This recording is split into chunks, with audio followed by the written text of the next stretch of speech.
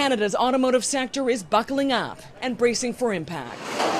After weathering whopping 25% tariffs and billions of dollars in losses over the past year and a half, any new tax would deliver a devastating blow. For every percentage point, that is about $100 million a year at an operating automotive plant. Which means even with a penalty reduction on the table in trade talks, Canadian plants would still be staring down 9-figure losses on an annual basis. A 15.5% or effective 7.5% tariff rate is a big hill to climb. Longtime former policy advisor Greig Mordue says any tariff for any sustained amount of time could ultimately mean that automakers just can't carry the cost of production. What is effectively being handed to the Canadian assembly industry is an expectation that the automakers will pay for assembly labor twice.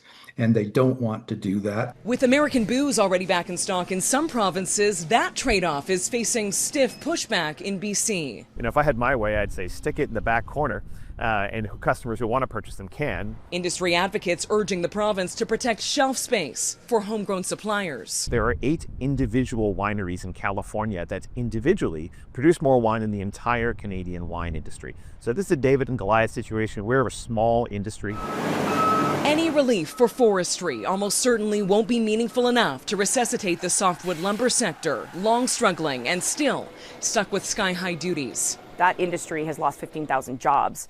Very little has changed for forestry, which is a big disappointing item for us. With the clock on a long-standing trade dispute ticking down to midnight. Even if we get to Saturday, how do we know it's going to hold? And limited long-term security, even if a deal is reached. Sarah MacDonald, Global News, Vancouver.